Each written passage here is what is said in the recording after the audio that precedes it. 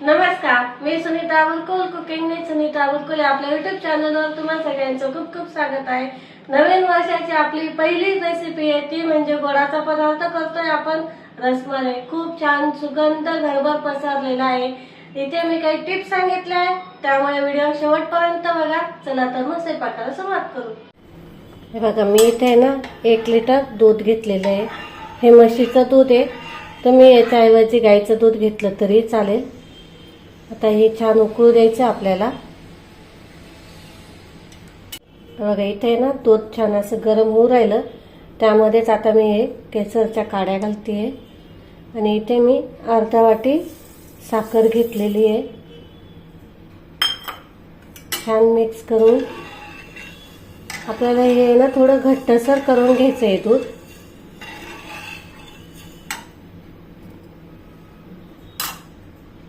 तर त्याच्यामध्ये आपल्याला ड्रायफ्रूट टाकायचे।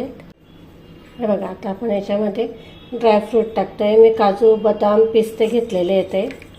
तुम्ही तुमच्या आवडीनुसार जे आवडत असेल ते घ्या तुम्ही। तर याच्यामध्ये थोडीशी हिरवी इलायची असते ना, त्याचा कूट केलेला आहे।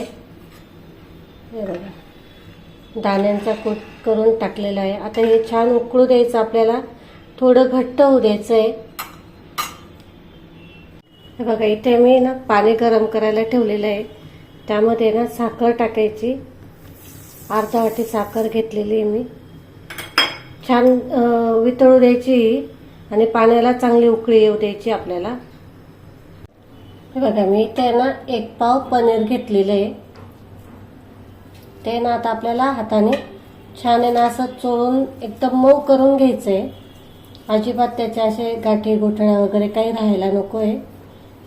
हे जे तळव आहेत ना आपलं, हे हाताचं याच्याने ना असं मॅश करायचं आहे। तुम्हाला दाखवते मी। हे बघा, असं करायचं। हे बघा,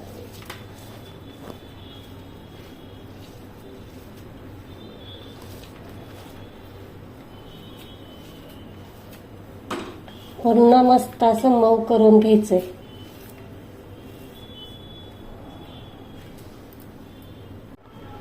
हे बघा, छान असं मी मळून घेतलेलं आहे। हे बघा, आता याच्यात ना आपल्याला असे छोटे छोटे गोळे करायचे, असे करून घ्यायचे। हे बघा किती मऊ झालेले बघू शकतात, मस्त झालेले। असे करून घ्यायचं, थोडं दाब द्यायचा, जास्त नाही द्यायचा। आता हे सगळे असे करून घ्यायचेत।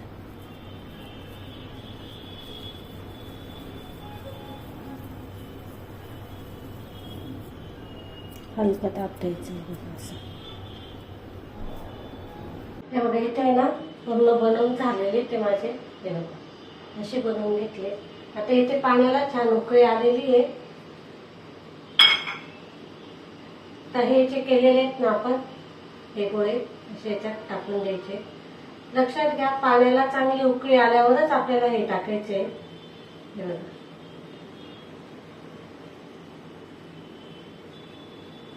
रसमलाई करताना कधी पण या पाण्याला उकळी येऊ द्यायची।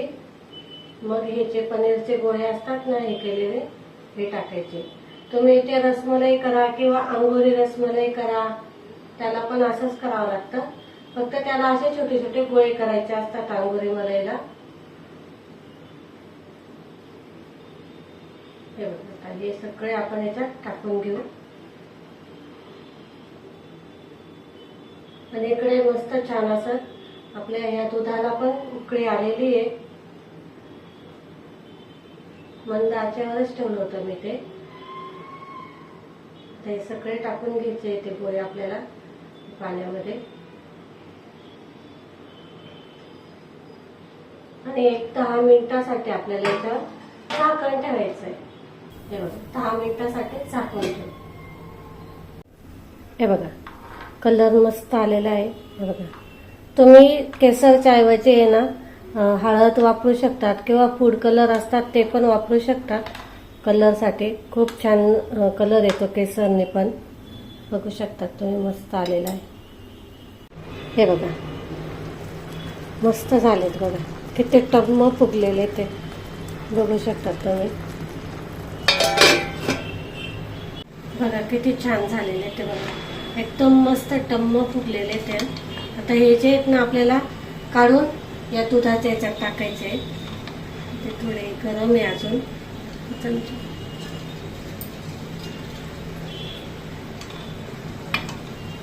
हे बघा, तर हे ना असे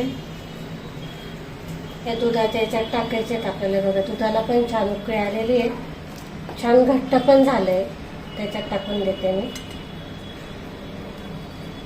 हे बघा आता आपण सगळे रसमलाईचे वडे टाकून घेतले. आता 5 मिनिटासाठी झाकून ठेवू.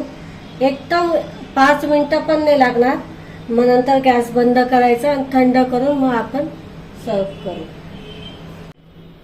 हे बघा मस्त छान झालेले बघा. इथं रसमलाई हे बघा, आपले हे जे वडे आहेत ना, हे बघा रसमलाई वडे.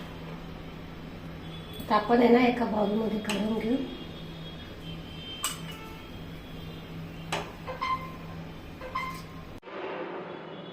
बघा मस्त छान असं दाटसर पण आलेलं आहे दुधाला पण, आणि मलाई तर एकदम मस्त झालेलं आहे, मस्त लुसलुशीत झालेलं आहे. बघू शकता तुम्ही, खूप छान झालेलं आहे. नवीन वर्षासाठी आपण पहिली रेसिपी आपली गोडाची ती म्हणजे रसमलाई. बघा इथे आपलं मस्त रसमलाई बनवून तयार झालेली, खूप छान सॉफ्ट होती.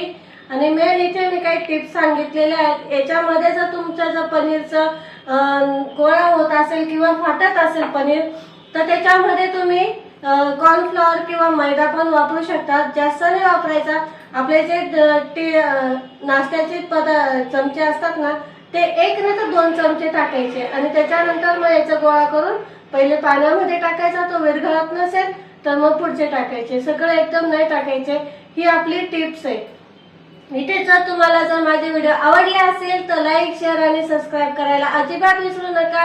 अशाच रेसिपींसोबत आपण पुन्हा भेटू. तोपर्यंत मस्त खात राहा, हसत राहा आणि अशाच चटपटीत नवनवीन रेसिपी बनवत राहा. तोपर्यंत नमस्कार.